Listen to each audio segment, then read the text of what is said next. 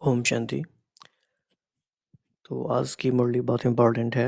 114th अव्यक्त मुरली revision 4th जुलाई 1971 याद की सहज विधि।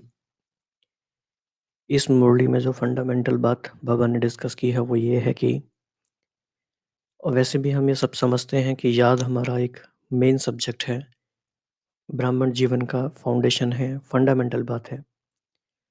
लेकिन उसमें सहज विधि बाबा को बतानी पड़ रही है। 113 मुरलियों के बाद ये बात है कि याद की सहज विधि क्या है। इसका मतलब कहीं न कहीं गड़बड़ हुई है बीच में।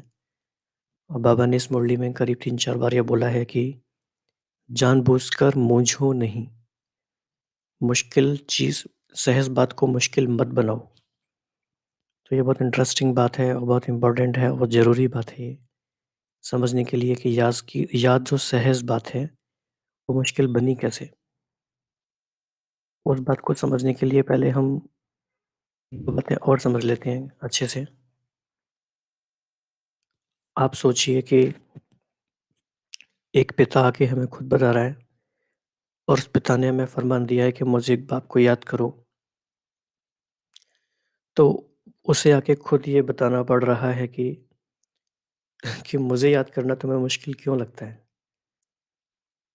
तो आप सोचो कि आप उनकी जगह होके सोचो एक बार कि खुद पिता आके ये बताए कि तुम मुझे याद करो और तुमने इस बात को मुश्किल बना दिया है कि तुम मुझे याद करो। और दूसरी बात इसमें समझने की बहुत गहराई से ये है कि अधिकतर तो क्या होता है कि हम ऐसी बहुत सारी चीज़ों को सेवा में और याद में काउंट करते हैं, जो सच में सेवा नहीं हो रही, जो सच में याद नहीं हो रही। वो एक अलग प्रॉब्लम है। लेकिन यहाँ पे बाबा क्या कह रहे हैं कि कई बार ऐसा होता है कि बच्चे याद कर भी रहे हैं, बच्चों को याद हो रही है, लेकिन बच्चे समझ रहे हैं कि वो याद नहीं है। तो 2 तरह की प्रॉब्लम है। पहले केस में हम ओवर एस्टिमेट कर रहे हैं कि जो मैं सेवा नहीं कर रहा हूँ, उसे भी मैं सेवा में इंक्लूड कर रहा हूँ। तो मैं ओवर एस्टिमेट कर रहा हूँ। उतना मैंने किया नहीं है, पर मैंने उतना मान लिया है। उतना जमा नहीं हुआ है, लेकिन मुझे लग रहा है कि उतना जमा हुआ है। पर इस मुरली में केस बिल्कुल ही उल्टा है। बाबा कह रहे हैं कि तुम याद कर भी रहे हो कई बार, लेकिन तुम्हें लग रहा है क्योंकि तुम कन्फ्यूज़ हो तो तुम्हें लग रहा है कि तुम याद नहीं कर रहे हो। तो तुम एक्चुअली अपने एफ़र्ट्स को अंडर एस्टिमेट कर रहे हो। तो ये बहुत गहराई से समझने की बात है, इसीलिए इसमें एक लिखा है read between the lines. Read between the lines का मतलब ये है कि कई बार कुछ बातें इस तरह से कही जाती हैं कि हमें उनका मीनिंग निकालने के लिए बहुत शांत मन से और एकदम आराम से बैठ के समझना होता है कि स्पीकर जो है यानी बाप-दादा क्या कहना चाह रहे हैं। बाबा जो बात कह रहे हैं उसके पीछे उनकी क्या भावना है और उनका कहने का तरीका क्या है। और इस मुरली से एक और बात हमें ये समझ में आएगी, क्योंकि पहले क्या होता था कि हम लोग अव्यक्त मुरली पढ़ते थे हर संडे को जो आती थी। तो एक संडे से दूसरे संडे तक जाने में बहुत सारा गैप हो जाता है। तो वो जो फ्लो हम समझ पाते हैं बाप-दादा का वो ब्रेक हो जाता है। एक्चुअली कुछ अगले संडे तक याद ही नहीं रहता है। लेकिन अभी क्योंकि हम डेली पढ़ रहे हैं तो हम समझ पाते हैं कि एक फ्लो क्या है या हम क्या लाइन ऑफ थिंकिंग क्या है। यानी भगवान के सोचने का तरीका। हालाँकि वो असोचता होगा, लेकिन फिर भी हम कहें उनकी मुरली के अकॉर्डिंग कि उनकी लाइन ऑफ थिंकिंग क्या है, पैटर्न क्या है। तो इस पैटर्न को अगर हम देख पाएँ तो पिछले 1-2 मुरलियों में बाबा ने ये कहा और आज की मुरली में भी कहा है कि बुद्धि को जाने के जितने भी रास्ते हैं, उनको सबको ब्लॉक कर दो। कोई रास्ता है ही नहीं जाने के लिए। तो बाबा ने कल-परसों अभी ये शब्द यूज़ किया था। बाबा ने कहा था कि जैसे गिलो गवर्नमेंट जो होती है वो सील लगा देती है किसी चीज़ के ऊपर, तो फिर वो खुल नहीं सकती परमिशन के बिना। तो यहाँ भी बाबा ने गवर्नमेंट शब्द यूज़ किया है और बाबा ने फरमान और ऐलान शब्द यूज़ किया है। तो इस तरह से हम समझ पाते हैं कि हाउ डज़ ही थिंकिंग और ये सारी बातें इम्पोर्टेंट है। एक और बात है इसमें कि सेंटर एंड पेरिफेरी, ये हमें याद रखना है कि हर मुरली में कुछ सेंट्रल इश्यूज़ होते हैं और उन बातों को समझाने के लिए कुछ पेरिफेरल बात होती हैं। तो हमें कभी भी ये नहीं करना है कि जो सेंट्रल मुख्य इश्यू है, उससे हम भटक के हम कुछ और बातों पे ज़्यादा ध्यान केंद्रित करें। जैसे कि इस मुरली का सेंट्रल इश्यू है कि याद मुश्किल क्यों हुई है और उसे सहज कैसे बनाया जाए। इसी के कनेक्शन में लास्ट बात ये है कि व्हाट और हाउ, क्या है और कैसे करना है, ये 2 बातें होती हैं। तो कई बार क्या से ज़्यादा कैसे इम्पोर्टेंट होता है। अब कोई ये प्रश्न पूछे कि ये मुरली हम पढ़ना याद में है या नहीं, तो ये क्वेश्चन ही एक तरह से इनवैलिड है। It is not about what we are doing, it is about how we are doing. अब कोई सेवा हम कर रहे हैं, तो सेवा के सब्जेक्ट में है, लेकिन अगर वो बहुत श्रेष्ठ स्मृति के साथ की गई है, तो वो याद के सब्जेक्ट में भी होगी, राइट? तो इसको हम थोड़ा देख लेते हैं आगे।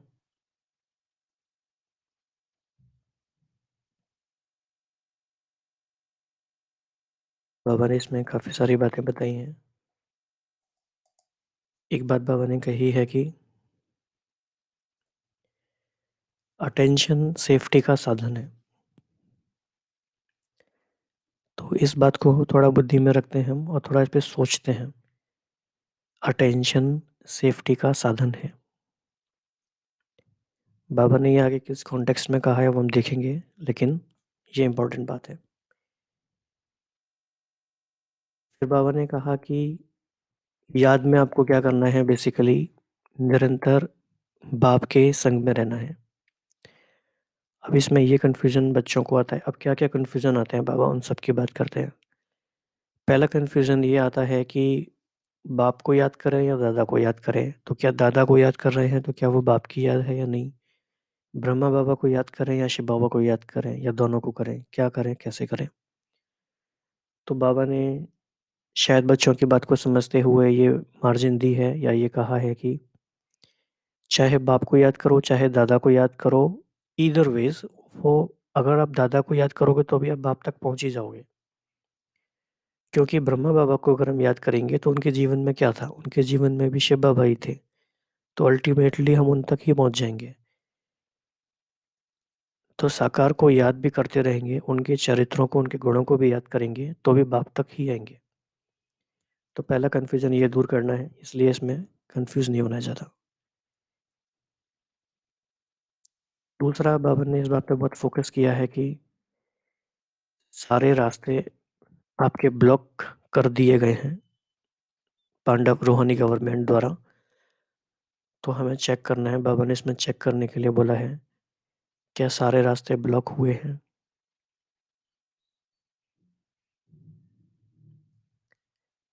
तो ये सूक्ष्म चेकिंग की बात है कि हमारी बुद्धि कहाँ-कहाँ भी जाती है। और जहाँ-जहाँ जाती है समझो कि वह रास्ता ब्लॉक नहीं हुआ है।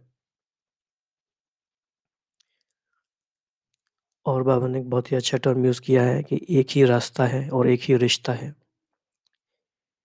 तो ये तो बिल्कुल एक मंत्र की तरह हो गया। आप इसको दिन भर याद भी कर सकते हैं, स्मृति स्वरूप बन सकते हैं इसके। एक ही रास्ता है, एक ही रिश्ता है। और अगर एक ही रास्ता और एक ही रिश्ता है, तो ही फरिश्ता बन सकते हैं। तो इट इज़ फेयरली सिंपल। फिर बाबा ने कहा कि जानबूझकर मूंझो नहीं, जानबूझकर मूंझो नहीं। एक तो होता है कि हम अनजाने में मूंझ रहे हैं, अननोइंगली। दूसरा है कि हम जानबूझकर मुश्किल क्रिएट कर रहे हैं। तो बाबा ने फिर कहा फंडामेंटल क्वेश्चन नंबर 16 इसमें आगे आएगा कि याद क्या है? मेन बात तो यही है और इसी में कन्फ्यूज़न क्यों है? बाबा ने इसमें इस बात के 6-7 आंसर दिए हैं। तो उसमें शुरुआत इस तरह से है कि चाहे बाप के रूप की याद रहे परम धाम में, चाहे उनके भिन्न-भिन्न नामों की याद रहे, उनके गुण या कर्तव्य की याद रहे, ये सब याद में आ जाता है। कई भाई-बहन ऐसे समझते हैं कि जब हम शिव बाबा को परम धाम में बिंदु रूप में याद कर रहे हैं, तो ही विकर्म विनाश होते हैं और उसके अलावा बाकी जितना भी हम याद करते हैं वो सही नहीं है। तो एक्चुअली थोड़ा-सा वो कन्फ्यूज़न दूर करने की ज़रूरत है। इसके अलावा बाबा ने एक और बात कही कि आप जभी भी सेवा में हो, तो सेवा क्या है? जो यज्ञ कारोबार है, यज्ञ कारोबार, यज्ञ किसके द्वारा रचा गया है? तो यज्ञ सेवा पर अगर हम हैं, हम अनगॉडली सर्विस कहते हैं, तो हमें यज्ञ रचयिता की याद आएगी। ये यज्ञ किसने रचा है, क्यों रचा है,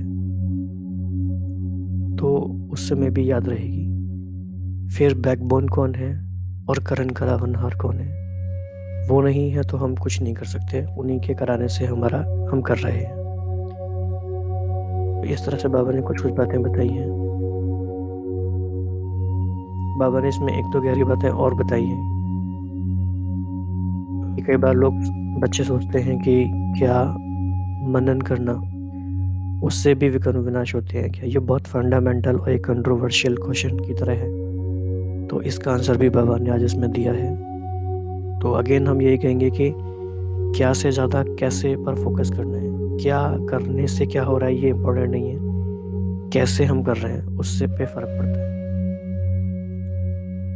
तो इस मुद्दे को हम थोड़ा ध्यान से आराम आराम से लिखेंगे।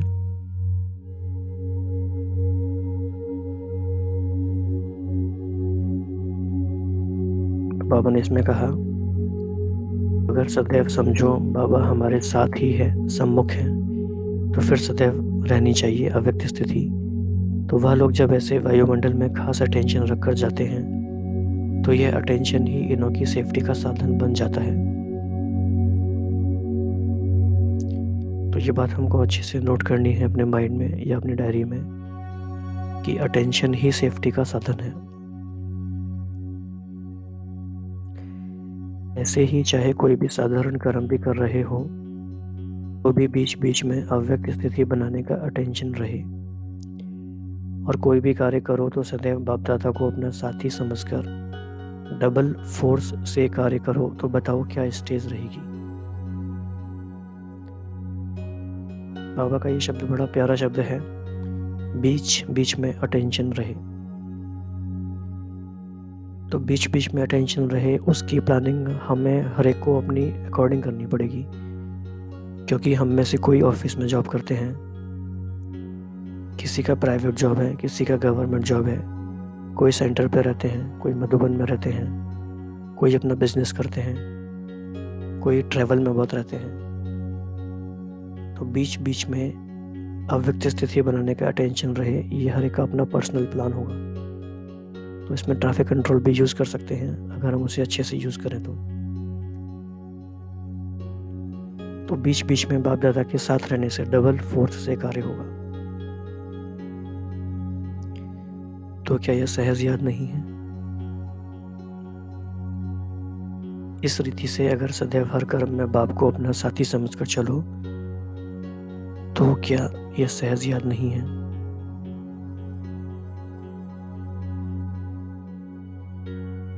बाबा ने कहा कि जब कोई सदैव ही साथ रहता है, साथ के कारण याद सदैव ही रहती है ना, तो ऐसे साथ ही रहने से व बुद्धि को निरंतर सत का संग बनाने से निरंतर सत्संग होना चाहिए।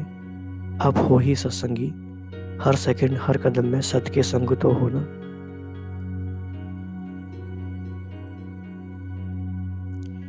कोई भी बात जब हम मुरली में सुनते हैं तो हमें उसे नॉलेज के लेवल से कनेक्ट नहीं करना है, एक्सपीरियंस के लेवल से कनेक्ट करना है।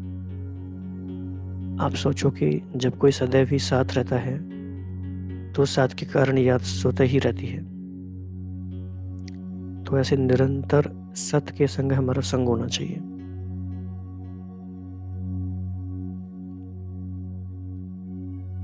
तो अगर निरंतर अपने को सत्संगी बनाओ तो यह सहज रहेगी और पावरफुल संग होने के कारण हर कर्तव्य में आपका डबल फोर्स रहेगा।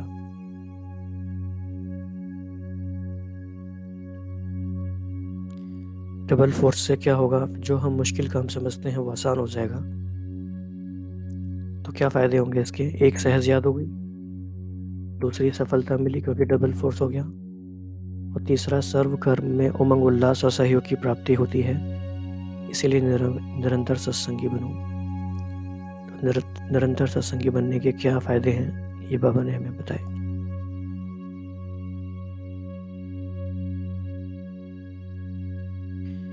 बाबा ने कहा कि अगर आपके पास कोई आते हैं तो आप नियम बताते हो ना कि सदैव सत का संग रखो, तो ये अभ्यास अपने को भी निरंतर करना पड़े।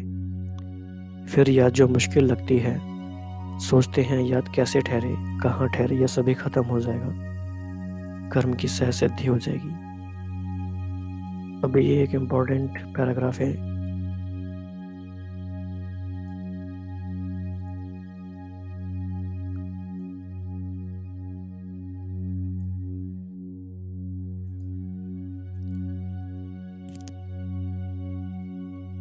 इसमें चाहे निराकार रूप से संग करो, चाहे साकार रूप में करो, लेकिन सत्य का संग हो। साकार का संबंध भी सारे कल्प में अविनाशी रहेगा ना, तो साकारी स्मृति हो व निराकारी स्मृति हो, लेकिन स्मृति जरूर होनी चाहिए। इस प्रश्न को हम ऐसे भी कह सकते हैं कि जैसे कि सत्य का संग कहा, तो क्या ब्रह्मा बाप या साकार क्या झूठ है वो? नहीं, वो भी सत्य है। तो वो सत्य है तो उसका संग या शिव बाबा का संग या दोनों का संग, तो वो सत्संग में ही काउंट होगा, राइट। तो बाप दादा के सिवाय, बाप दादा के संग के सिवाय और कोई भी संग बुद्धि में ना हो। फरिश्ता बनने के लिए बाप के साथ जो रिश्ता है वह पक्का होना चाहिए। अगर अपना रिश्ता पक्का है तो फरिश्ता बन ही जाएंगे। अभी सिर्फ ये अपने रिश्ते को ठीक करो।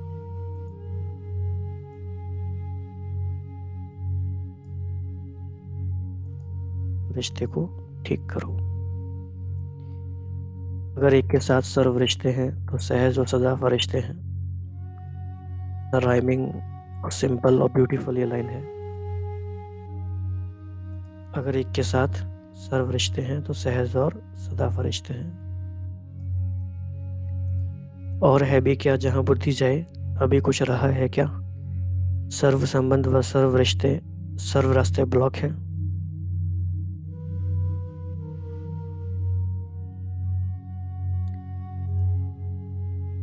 तो इसका बहुत आसान है पता लगाना एक्चुअली कि सारे रास्ते ब्लॉक हैं या नहीं। इसके लिए हम एक एक्सपेरिमेंट कर सकते हैं। किसी भी दिन हम आराम से बैठ जाएं 2 घंटे और ना हम कोई गाना सुने, ना कोई हम मुरली का इनपुट लें, ना कोई हम क्लास सुने। हम सिर्फ बैठ जाएं आराम से और देखें कि हमारे मन में अब कौन से संकल्प आ रहे हैं और कहाँ से आ रहे हैं। तो नेचुरली जो संकल्पों का फ्लो आएगा वो ये बताएगा कि हमारी भी बुद्धि कहाँ कहाँ जा रही है। और बुद्धि जहाँ जा रही है माना कि वो रास्ते खुले हुए हैं अभी। तो कई बार क्या होता है कि हम अपने आप को इतना एंगेज रखते हैं चीज़ों में कि हमें ये पता ही नहीं चलता कि हमारी बुद्धि सच में अभी उसका क्या स्टेटस है। तो उसको पता करने के लिए कभी कभी शांति से बैठ के सिर्फ देखना चाहिए कि मन में क्या चल रहा है, बजाय उसको कि हम भरते रहें। थोड़ा देखें कि क्या चल रहा है। बाबा कह रहे हैं कि रास्ता खुला हुआ होगा तो बुद्धि भागेगी। जब सभी रिश्ते भी खत्म, रास्ते भी बंद, फिर बुद्धि कहाँ जाएगी? एक ही रास्ता, एक ही रिश्ता, तो फिर ये फरिश्ता बन जाएंगे। तो चेक करो कौन सा रास्ता व रिश्ता अभी तक पूरा ब्लॉक नहीं हुआ है। जरा भी खुला हुआ होगा तो लोग कोशिश करेंगे वहां से जाने की। बिल्कुल बंद हुआ तो जाएंगे ही नहीं। तो ये हमारे लिए एक तरह से महामंत्र है, एक ही रास्ता, रास्ता और एक ही रिश्ता।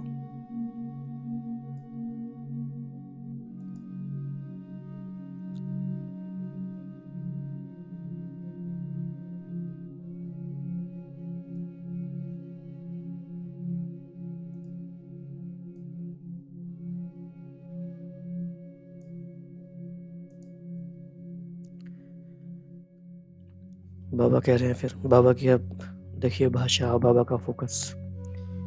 सुराख होगा तो भी उनको टच करके चले जाते हैं। यहाँ भी अगर जरा भी रास्ता खुला हुआ होता है तो बुद्धि जाती है। तो अभी ब्लॉक कैसे करेंगे? सर्व रास्ते ब्लॉक करने के लिए सहज युक्ति बार बार सुनाते रहते हैं। रोज मुरली में भी सुनते हो, याद है? विस्मृति को स्मृति दिलाने वाली युक्ति कौन सी है? एक ही चित्र है जिसमें बाप दादा और वर्षा आ जाता है। अगर यह चित्र सदैव सामने रखो तो और सभी रास्ते ब्लॉक हो जाएंगे। जो भी चित्र व लिटरेचर आदि छपाते हो तो आप यही ब्लॉक डालते हो ना। ब्लॉक डालने से मतलब यहाँ पे है कि जब प्रिंटिंग होती है तो ब्लॉक्स यूज़ किए जाते हैं प्रिंट करने के लिए, तो बाबा वहाँ से उसको कनेक्ट कर रहे हैं। तो अगर यही एक ब्लॉक बुद्धि में लगा हुआ हो तो सभी रास्ते ब्लॉक नहीं हो जाएंगे। तो यह सहज युक्ति है और निशानी भी दी हुई है। यह तो रोज़ मुरली में सुनते हो। कोई भी मुरली ऐसी नहीं होगी जिसमें यह युक्ति ना हो। यह बहुत सहज है। छोटे बच्चे को भी कहो कि यह चित्र सदैव अपनी स्मृति में रखो तो वह भी कर सकते हैं। तो आपको समझ में आया बाबा कौन से चित्र की बात कर रहे हैं? चलो ये आपके लिए पहेली है, आपको इसका आंसर करना है सबको, ठीक है? तो भले ही बहस लगाते हो लेकिन अभी बुद्धि में स्मृति स्वरूप बनो। इस एक ही चित्र से के स्मृति से सर्व स्मृतियाँ आ जाती हैं। सारे ज्ञान का सार भी इस एक चित्र में समाया हुआ है।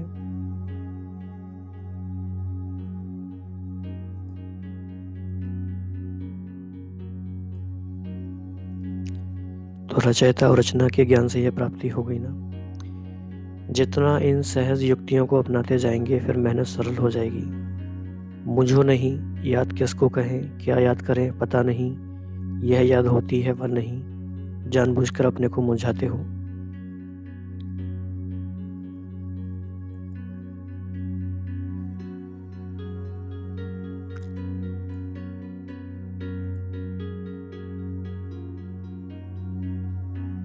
तो क्या कह रहे हैं बाबा? मीठे बच्चे, याद किसको कहें, क्या याद करें पता नहीं, है याद है नहीं, ऐसे कंफ्यूज नहीं होना। तो क्वेश्चन नंबर 16 है $1,000,000 क्वेश्चन। याद क्या है? याद क्या है?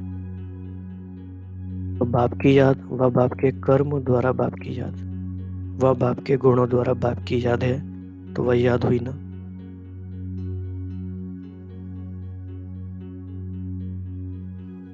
बाबा के गुणों की याद एक तो है कि जब भी हम कहते हैं बाबा के गुण कौन से हैं तो फटक से हमारे मन में वो चित्र आ जाता है एग्जीबिशन का, चित्र नंबर 3 या 4, और उसमें सारे गुण दिए हुए हैं। ऐसे नहीं करना है, हमें दिल से पूछना है। दिल से पूछना है कि मुझे बाबा का कौन सा गुण अच्छा लगता है, बाबा की कौन सी बात है जिससे मैं इम्प्रेस्ड हूँ, मुझे क्या बात इम्प्रेस करती है।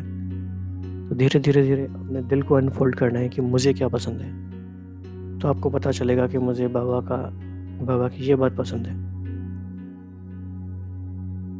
तो रूप की याद हो, व नाम की, व गुण की, व कर्तव्य की याद तो एक की हुई ना। तो आप लोग बड़ा मुश्किल बना देते हो। एक गाने की लाइन है ऐसी, तो आप समझ पाएंगे कि ये क्या बात है। उसमें आता है कि दिल तेरे बिन कहीं लगता नहीं, वक्त गुजरता नहीं, क्या यही प्यार है। तो वो पूछ रहे हैं कि क्या यही प्यार है, तो वो कहेगा हाँ भाई यही तो प्यार है। तो ऐसे ही बच्चे कहते हैं बाबा को कि बाबा आपकी याद बहुत आती है, आपके बिना मन नहीं लगता, और मन करता है कि हम मधुबन में आपके पास ही रह जाएं या परमधाम में रह जाएं। फिर कहते हैं हमारी याद नहीं होती। तो बाबा कहते हैं अरे वही तो याद है। तो दिल तेरे बिन कहीं लगता नहीं, वक्त गुजरता नहीं, क्या यही याद है? यस, यही याद है।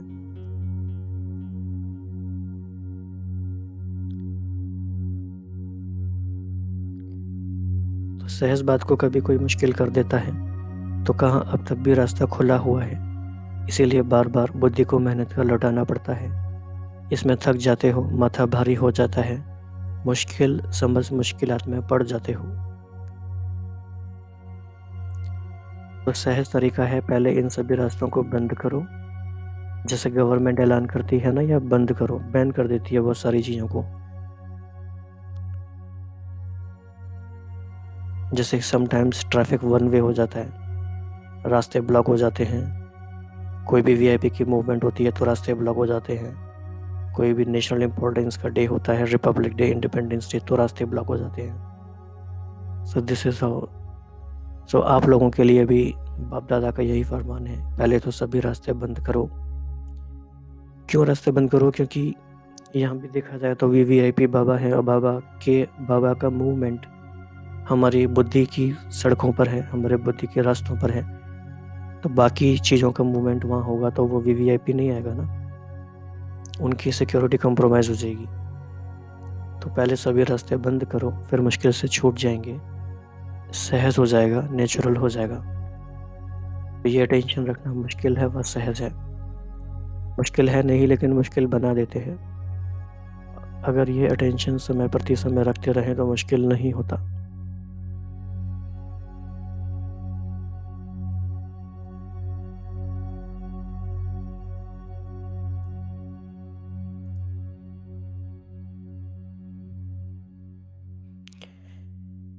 एक बात बाबा ने इसमें और अच्छी बताई है, ये भी समझने की बात है कि कुछ अलबेलेपन में रहते आए हो, इसीलिए अब मुश्किल लगता है। जैसे छोटेपन में जो भी बातें सिखाई जाती हैं तो वह सहज स्मृति में रहती हैं। जितना बड़ा होता है, बड़ेपन में कोई बात स्मृति में लाना मुश्किल हो जाता है। मीन्स जिन्होंने बचपन से ही ये अटेंशन रखने का अभ्यास किया है, उनका आज भी नेचुरल याद का चार्ट रहता है।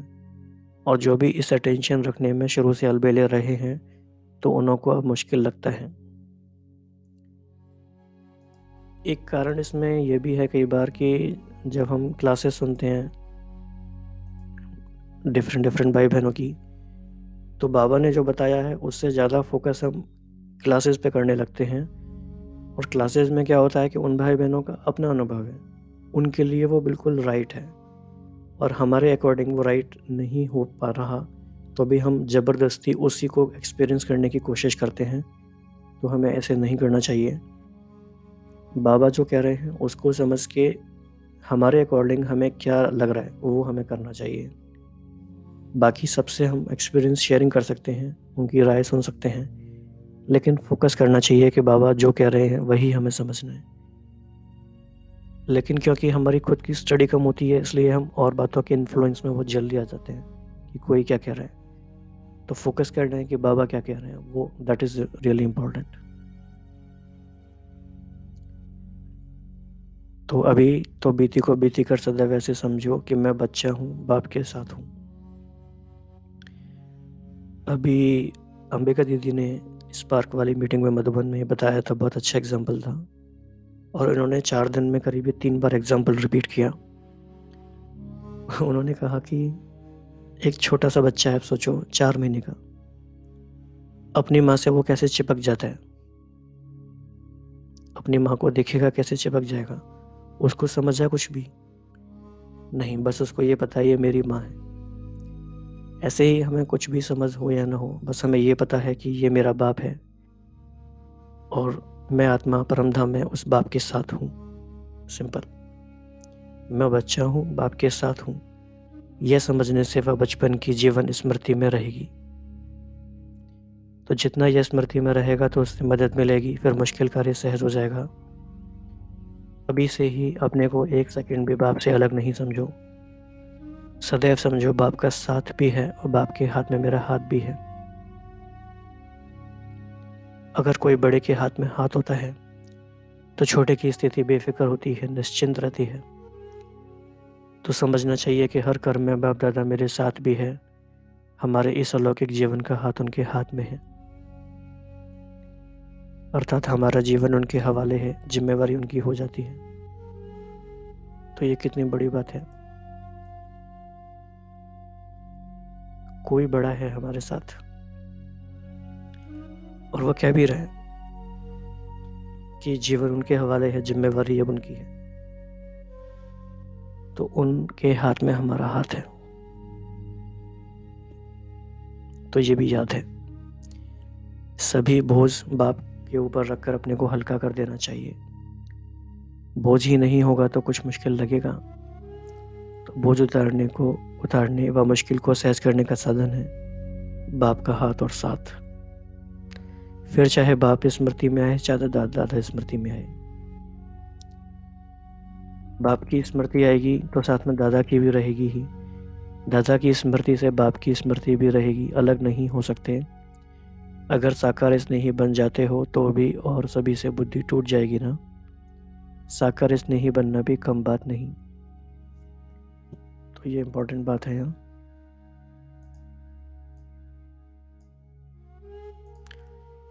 साकार स्नेही भी सर्व स्नेह से संबंधों से बुद्धि योग तोड़ देता है।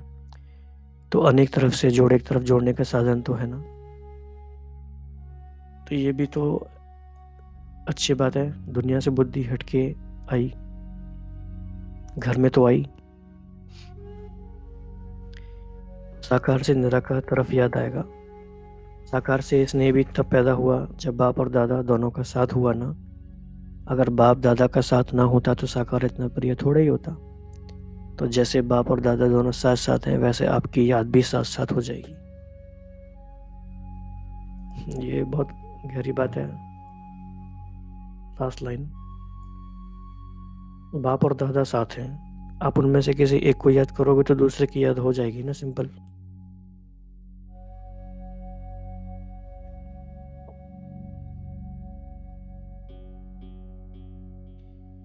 ऐसे कभी नहीं समझना कि मुश्किल है, सहज योगी बनो।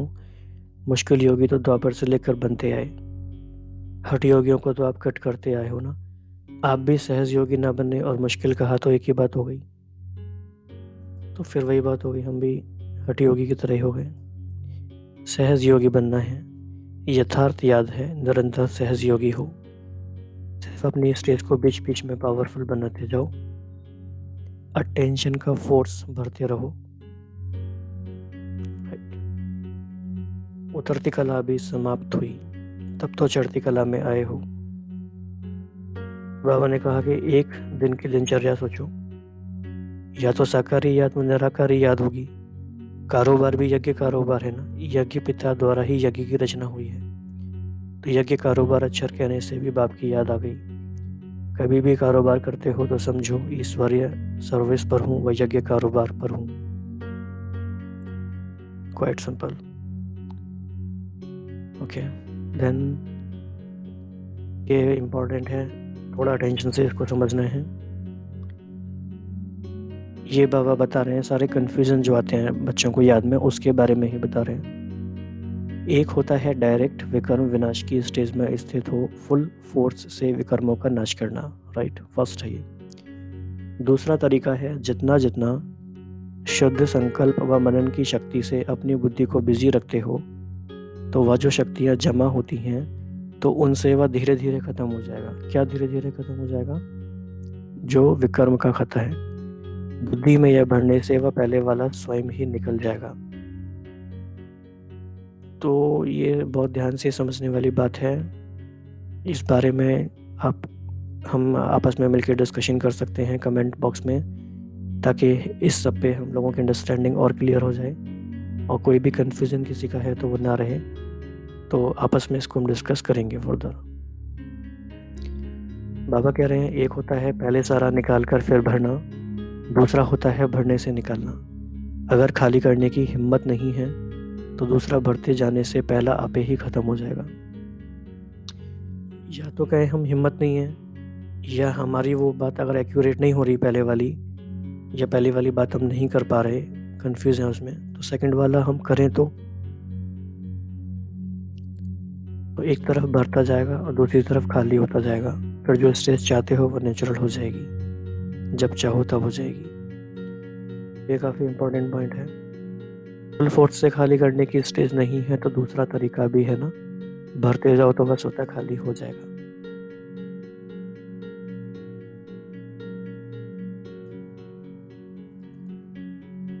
मान लो कि ऐसा हो कि पहला भी एक्यूरेट ना हो रहा हो हमारा, और दूसरा भी हम ना करें क्योंकि हम कंफ्यूज हैं, तो फिर तो हम पहले से भी गए और दूसरे से भी गए, और फिर जब खाता बिल्कुल ही दोनों तरफ से खाली हो जाएगा तो कमज़ोर हो जाएंगे फिर क्या होता है, ऐसे बच्चे कई सारे बाबा का हाथ छोड़ के चले जाते हैं।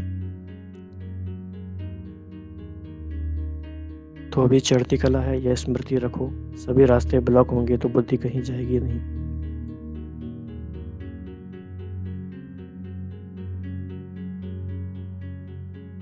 बाबा ने इसमें एक पॉइंट ऐड किया है यज्ञ कारोबार के कनेक्शन में ही, कि उस कर्मणा सर्विस की भी मार्क्स हैं, फिर भी पास विद ऑनर्स में वह 100 मार्क्स भी हेल्प देंगे।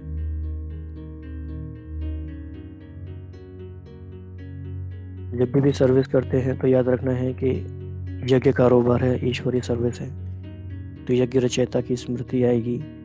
इस कार्य के निमित्त बनाने वाला बैकबोन कौन है? भले मैं निमित्त हूँ, लेकिन बैकबोन कौन है? बिना बैकबोन आप शरीर में ठहर सकते हो, बिना बैकबोन के आप कोई कर्म में सफलता नहीं पा सकते। कोई भी कार्य करते सिर्फ ये सोचो मैं निमित्त हूँ, कराने वाला कौन है। जैसे भक्ति में कहते थे करण का रावणहार, तो similarly in a different sense आपको यहाँ यह याद रखना है। अगर यह स्मृति में रख के कर्म करते हैं तो वह सहज स्मृति नहीं हुई, निरंतर योगी नहीं हुए। तो बाबा ने कहा कि ऐसे डिफरेंट डिफरेंट पार्ट बजाते हुए सारा याद रखो तो फिर खेल महसूस होगा।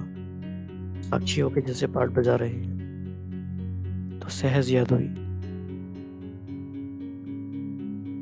अगर यह एक जन्म सहज पुरुषार्थ में भी अगर मुश्किलातों में ही रहेंगे तो सहज और स्वतः कब अनुभव करेंगे।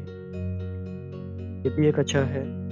और जगदीश भाई की एक क्लास है, उसमें एक लाइन उन्होंने काफ़ी बार रिपीट करी है और वो बहुत अच्छी है कि बार बार हमारे मन में एक बात गूंजती रहनी चाहिए, फिर करोगे कब, फिर करोगे कब, फिर करोगे कब। बार बार अपने आप में जैसे कोई दरवाजे पे खड़ा हुआ है और वो बार बार दरवाज़ा बजा रहा है, बजा रहा है, बजा रहा है। ऐसे एक संकल्प में आना चाहिए बार बार, फिर करोगे कब, फिर करोगे कब। तो इनको कहते हैं भी सहज योग होना, कठिन योग तो नहीं है। तो यह है सहज योग व सहज राज्य कराएगा। तो this is also an interesting line. यह सहज योग वहाँ सहज राज्य कराएगा। यहाँ के संस्कार ही वहाँ ले जाएंगे। अगर अंत तक मुश्किल के संस्कार होंगे तो वहाँ सहज राज्य कैसे करेंगे। देवताओं के भी जो चित्र बनाते हैं तो उनकी सूरत में सरलता जरूर दिखाते हैं या विशेष गुण दिखाते हैं। सरलता हमारा नेचुरल है उनका ये। तो फीचर्स में सरलता, जिसको आप भोलापन कहते हो, जितना जो सहज पुरुषार्थी होगा वह मनसा में भी सरल, वाचा में भी सरल, कर्म में भी सरल होगा। इनको ही फरिश्ता कहते हैं। अच्छा,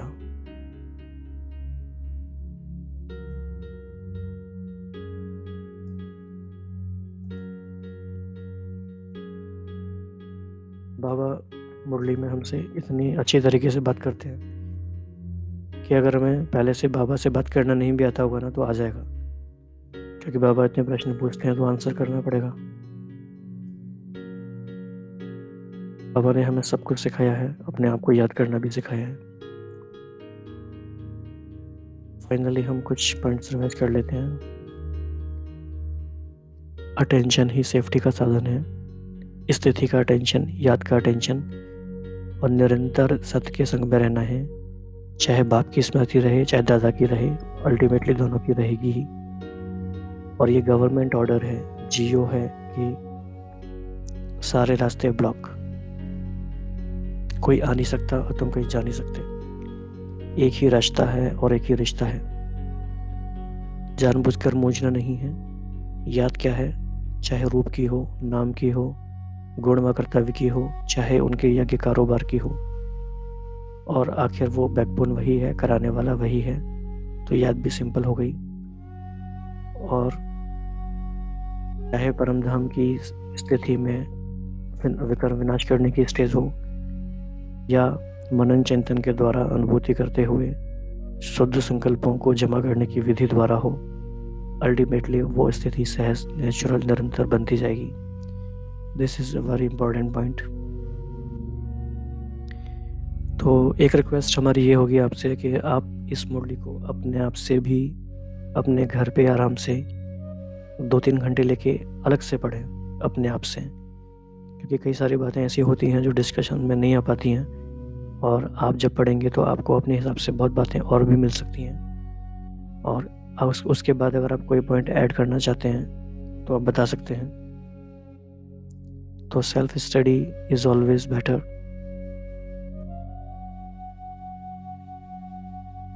इसके अलावा कोई भी आपका सजेशन है, क्योंकि थोड़ी बड़ी मुरली थी, इसमें समय भी लगा, कोई भी आपका सजेशन है तो आप बता सकते हैं।